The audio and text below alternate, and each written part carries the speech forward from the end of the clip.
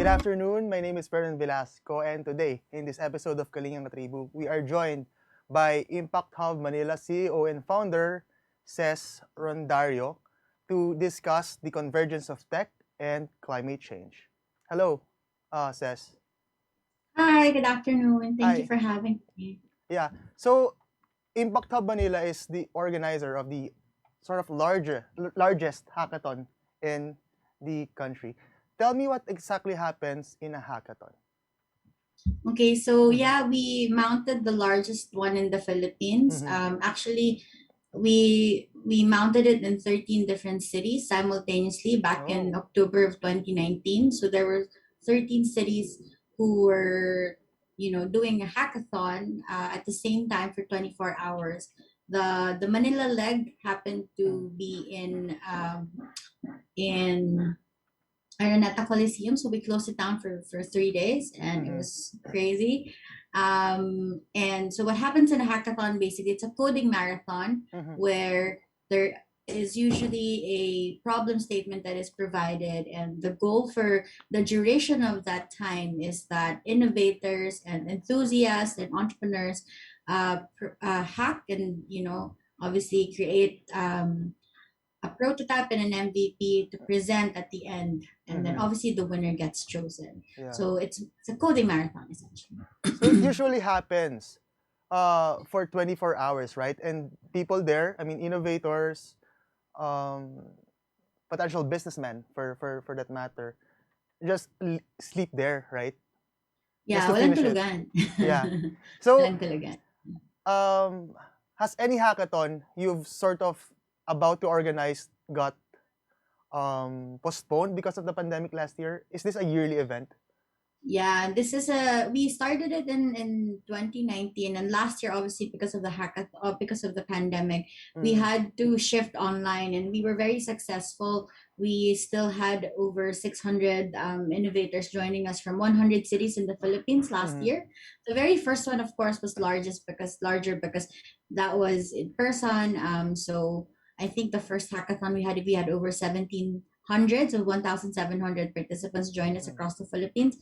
Last year's first digital hackathon was we had about 600 people joining us Mm-hmm. virtually. But last year naman was across 8 days because we wanted to make sure that people had time, and people understanding that technology, and there's really a divide going on in terms of access to tech. We Mm-hmm. wanted to be mindful of that. So last year's hackathon was across, I think, 8 days. Mm-hmm. Yeah.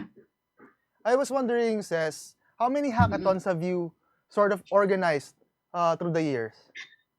Through the years, well, we did my very first hackathon Mm-hmm. was Araneta, right? So, like anything I do, I like to do big things. So, the very first hackathon we organized was back in 2019. Mm-hmm. Last year, we did the very first virtual one. We had just concluded the first of this year. So, we're doing the hackathon again this year. We're Mm-hmm. bringing it back, but this time we're doing it every month per vertical. So, Every month last per month vertical. was on education, and next month we will be doing climate change and so on. Mm-hmm. So So, we've done three. so three. So has the winners actually, their business models sort of taken off the ground already? Has anybody founded, let's say, a VC Yeah. or an angel investor for that matter? Well, one of the designs of our version of the hackathon, we call it Impact Hackathon, is Mm-hmm. because by trade, right, by way of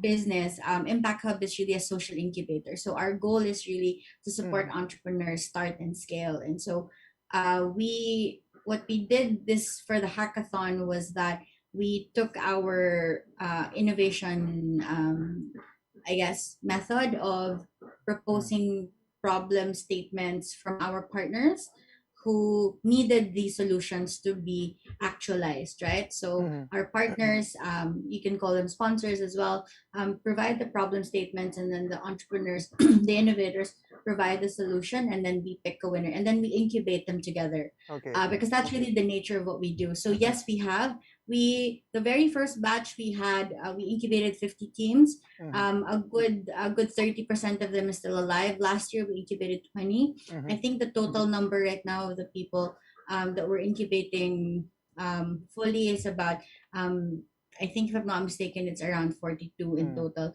who have survived the hackathon. Obviously, the other ones who have gone their way, they do that themselves. But we really do, and we really do make it a point to support them after. Can you just cite one or two remarkable idea that actually just stuck in your head? Yeah. So one of the of course, the very first winner Mm-hmm. from the hackathon was Trans Farm, and so they are an agriculture aggregator. And the way that they were chosen is because our partners from NutriAsia Mm-hmm. needed a solution to aggregate their suppliers, right? Mm-hmm. Their produce suppliers. And so we have actually been working very closely with both NutriAsia and Trans Farm. We're getting ready to we were just really caught by the pandemic, right? So it was right when we were about to launch and we were about to deploy. The pandemic hit. So everybody's making things better now. But one of the other teams, they won second. I think they won second place is in Metro Manila, was Trash Cash. And Mm-hmm. so this is an incentivizing app to encourage people to recycle Mm-hmm. plastics. And also our friends from NutriAsia, and we are preparing a launch with them right now for a project deployment. They've gotten themselves incorporated, and they've really journeyed as a startup. So we're very proud of them. Yeah. So this year, you're sort of touching on the vertical of climate, right? Yeah, What specific place? I mean, we have food, we have energy, we have yeah, transportation as the biggest places the Filipinos emit carbon. So, yeah. what do you think is the I think hottest the spot? the main problem. Yeah. Well, I think right now in terms of climate change, it's really waste, right? It's really waste that we have to find a solution for. Also, under climate change is also sustainable tourism, which was also very badly hit by the pandemic. And I Mm-hmm. think one of the thrust of this hackathon, especially coming out from last year, is we really want to be able to support the creation of technologies that is going to help our country bounce back Mm-hmm. and really tackle the digital divide that has really plagued our country, right, since the pandemic has happened. Mm-hmm. So I think we are going to be very mindful to look out for solutions that could mitigate, those industries that were really affected by the pandemic. Mm-hmm. But do you really think um, tech can really help solve climate change? I mean, this has been a perennial problem for many years. Well, I think tech is. I mean, the tools are everywhere, right? Mm-hmm. And then it's a matter of how you use it, right? So tech is tech, and until you learn how to best use it, it's really up to the user and up to the innovators to see potential in how to leverage on technology to solve some problems. I think there's really a need for this convergence, as you will know, because Mm-hmm. we have always thought of tech to be strictly digital, strictly about um, for the ones that we really use it. But the whole point of being part of a community of very brilliant innovators is that they can take something that is so trivial, Mm-hmm. um, can leverage technology to answer and really address certain problems, right? That's what Mm-hmm. we're trying to awaken in the events and the hackathons and the programs that we do. What kind of support can the private sector extend to those who are actually wanting to solve the environmental challenges? But before that, we're going to take a Yeah, short break. sure.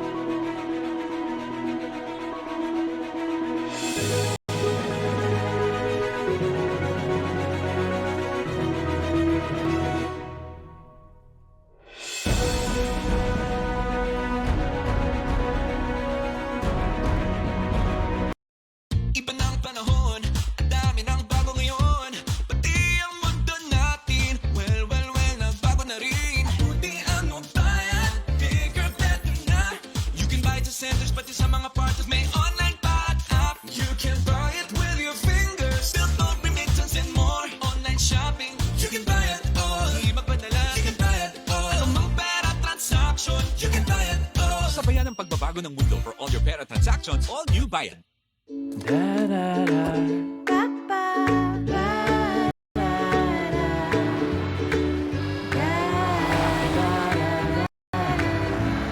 Make long distance easy with the Mirage G4.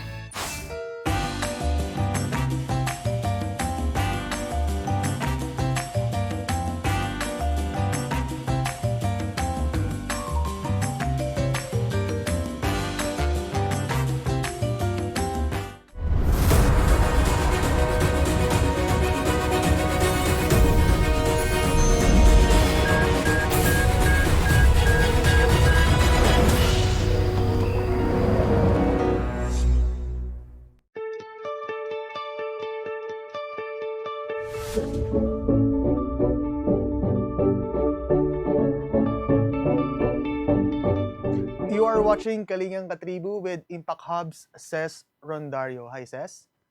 Hi. Yeah, so we've talked about the hackathons Impact Hub actually organizes as a collaborative carnival of ideas. We've actually talked about Impact Hub as being an incubator. Mhm. What do you think, in your assessment, do these entrepreneurs need, at least in the Philippines? Need? Well, I always say this. We really need. I mean, you look at the other countries that have really done well for themselves, and you'll see that there is infrastructure, and I don't just mean tech. I mean, you know, because to be able to create a business, you need to get yourself registered, you need to go through the whole process, and everybody wants to comply. So I think and I think the government is doing a lot of strides in this area, but you need infrastructure, meaning how easy is it to close and start a business, right? Mhm. Those are very necessary, because it will really just attract people. If you see that ease of doing business is really there, then people are going to be much more open to doing that. Second is they really need mentoring. We need more mentors. Um, I am such a stickler for people who are practitioners, Mhm. to support entrepreneurs and to mentor. Sadly, there's not a lot of people who get expert advice, but not because there aren't any, but because they don't know where to go, right? Mhm. And access to these mentors are a bit hard. And also, syempre, if you have an expertise on something, it generally means that you're also busy. So I Mhm. think one clear need is really mentoring. And Mhm. I think access to funding is also something that we need to address. Not that there's not a lot of money, because there is quite a lot of money actually floating around. It's just that we have to talk about the investability of the entrepreneurs as well, right? Mhm. It's a two-pronged process.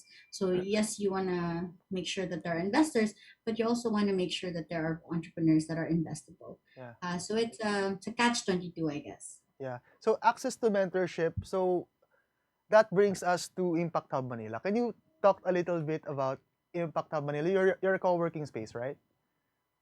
We're part of a global network. We're the largest network in the world. We're in about 107 cities globally, 58 countries as of today. Mhm. We've been around globally for 16 years, and yes, we did start out as a co-working network. Back our very first, I guess, space was back in London, and then the Mhm. network grew to what it is today. So there is about 106 active impact hubs across the world, and Mhm. space is a big part of who we are. But space is we have more than just space. Mhm. It's a very critical a part of our business, but space is where we convene, right? But Mhm. we do a lot of other things. We do incubation support. We basically do anything and everything to Mhm. help entrepreneurs start and scale. Yeah, with your business model, what steps did you take to just basically exit successfully from this pandemic? In a way, yeah. Well, What's your exit plan? I don't. Yeah, I don't think we're ever gonna. I don't think we're out of it yet, right? But Yeah. I guess we're very. I'm very.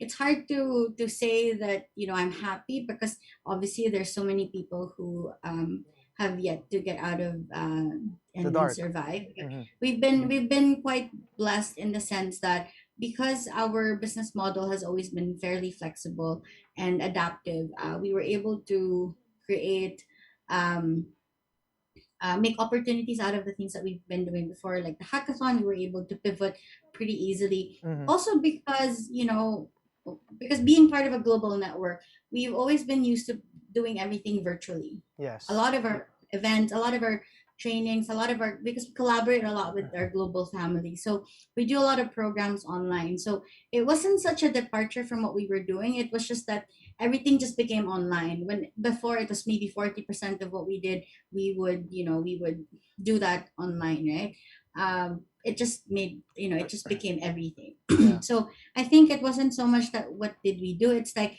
how we were very consistent with what we wanted to do. And I think that resonated to people, to our partners, to Mm-hmm. our in the end, our clients, that they saw that what we were talking about, back in 2015, of really digitization and opening doors for innovation, that's still the same things that we're seeing now. Mm-hmm. And how important social impact is, we've not changed anything. It's just that now I think people realize that what we're talking about actually is true and it makes sense. Yeah. But for the record, are your physical office spaces still operational?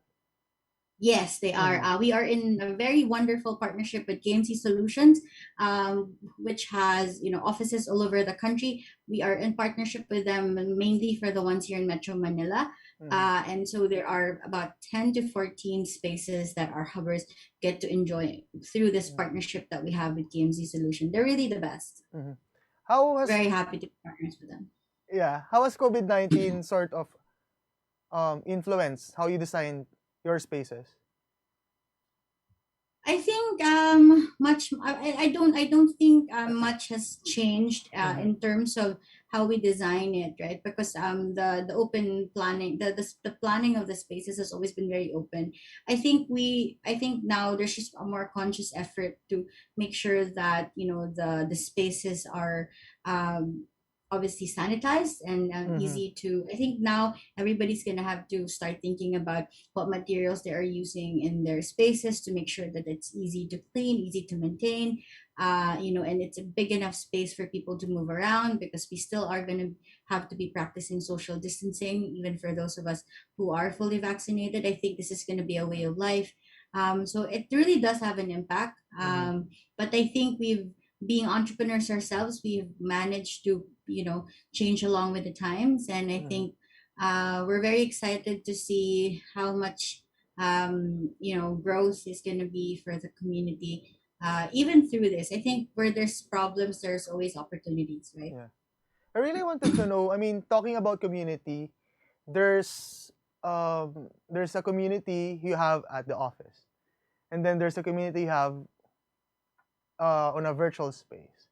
So how do you think this will change, or what's the secret sauce with Impact Hub Manila about how it fosters the community spirit virtually? I think it's really intentionality. Mm-hmm. And again, I think it goes back to consistency as well of your message, right? I mean, we have done so many things right now, and our community knows us to be those that really do crazy stuff. But it's always rooted in the things that we believe in, which is sustainability, which is innovation, which is really providing access for all. And so I think when Mm-hmm. you're consistent with what you want to do, however way that it comes out, whether it's through an event or through a Mm-hmm. program that you're doing or through a partnership that you've brokered, I think being able to be intentional and consistent, and also very very open to your community, I think is really a Mm-hmm. big thing. Yeah. Now that we've actually hit a snag, penultimate question says, now that we have hit a snag, but there are a lot of entrepreneurs out there who are still plodding on. What advice can you give those entrepreneurs? uh don't stop. You can rest, but don't stop, right? Especially if this is really what you think you and you feel in your gut you want to do and that you should be doing, then stick it out. Mm-hmm. And I think there's no substitute to hard work. And I always say this, it really goes back to passion. And as long as you know that it's such a cliche, but it's Mm-hmm. really true because when the dust settles and when this pandemic hit, the clear question on my mind when we were hit with the reality that business might never be the same again, is this still what I want to do? Mm-hmm. Is this still what I want to pour my energy into, right? Because Mm-hmm. if it's not, then this is the best time to kind of reevaluate that and and pivot. But I found that I don't want to do anything else. This is really what I want to do. So maybe for those who are in situations where you are questioning, then really take a step back and really assess for yourself what it is that you're in for, and then start there, right? Mm-hmm. It doesn't have to be a stop. Maybe it could be a pause. Resting is always good. I have found that there's beauty in rest, even if I don't get a lot of it, but I think there's good in that.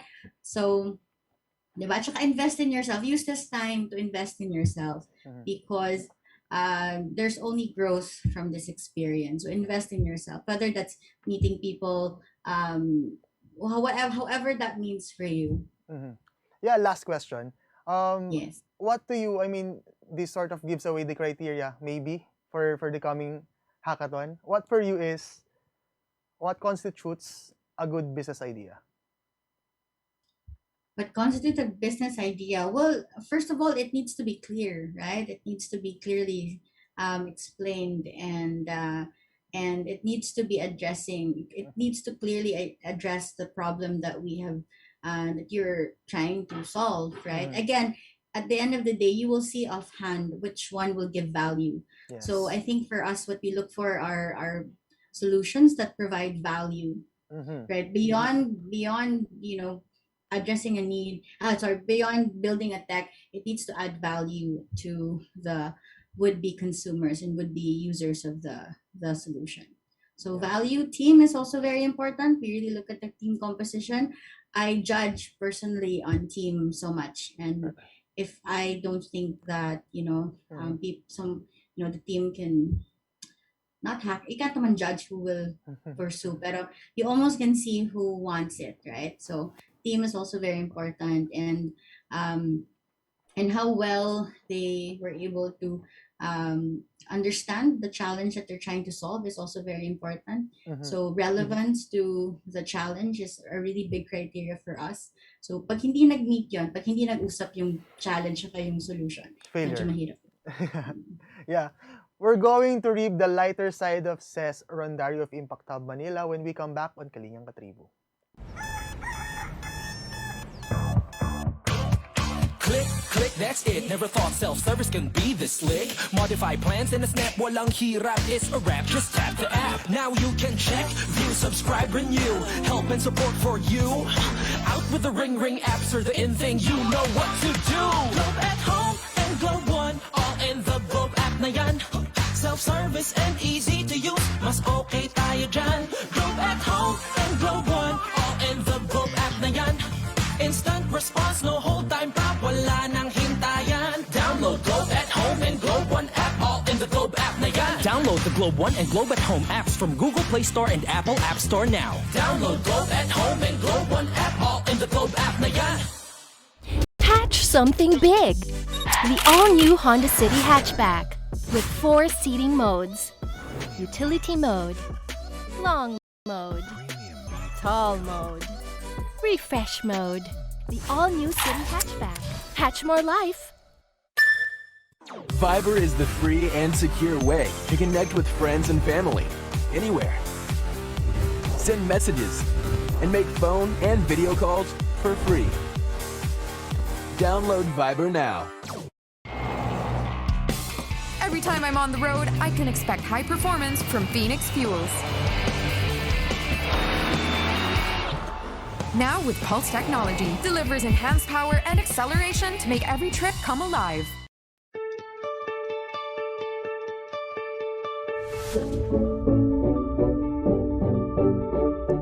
You are watching Kalingang Katribo with Impact Hub Manila's Ces Rondario. Ces, hello. So we're going to play a little game. So you're quite Okay. familiar with this. It's called Never Have I Ever. So we're just going to flash questions on the Sige. screens that will just reveal unflattering views about. Joke lang. Ayun. What? Here are the questions. Never have I ever canceled a date because of work. Always. Yeah, I do. I mean, I don't go out. I mean, I don't have. Actually, the question is, have I ever? I Mm. don't. I really don't. I work. I work too much. So yes, I've done that many times. Many Actually. times, many times. Next question. Never have I ever became the reason why an employee resigned from the company. I'm sure ako. I'm sure. Yeah, Mm. of course. I think every boss will Oh. have that story. Let's not get into details, but I'm pretty sure that there's a couple of people that you, when asked why did they leave, and they'll say it's me. And I'm used to it at this point. Okay. Yeah. But have you ever dreamed of a workmate? Had a dream about Yeah. a workmate? Yes. Yeah, I did. Oo. Lalo na when you're in calls, lalo na this pandemic, because you're talking there's almost no filter with work and life, diba? So it's Yes. always, so yeah, pero parang nothing, it's more of, we had a meeting daw somewhere, mga ganun lang naman. Very, very light and chill. Nabuisit ka na ba in a way na busit ka na nag-walkout ka? Yeah, Yeah. of course. Yeah. Have you ever accidentally sent an inappropriate email? Maybe wrong. Parang meant for someone else na send ko sa ibang tao, but not inappropriate. Parang it was meant for somebody else, and it was just sent to somebody else. Pero nothing that I wouldn't send Unsend. because the contents were bad. Parang gano'n. Yeah, it has been a delight, Ces, to have you here at Thank Kalinga, you. at Kalingang Katribu. Can you sort of invite entrepreneurs to Hackathon? Yes, please. I would love to invite all the people who are, who are interested in climate change and who has solutions, to help us get out of this whole thing that we're experiencing right now.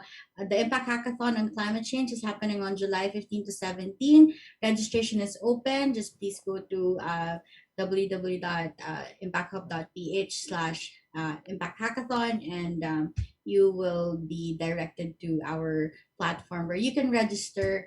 We hope to see you. We are giving away $200,000 worth of prizes for this entire year. This is our second installment. So what you get out of this is you get prize money, you get incubation support from Impact Hub, and you get to really be part of this community that we're so excited to share with you. So thank you so much for inviting us. Ces Rondario, founder and CEO of Impact Hub. Thank you. Thank you. And that's it for today's Kalingang Tribu. My name is Vernon Velasco. Good afternoon.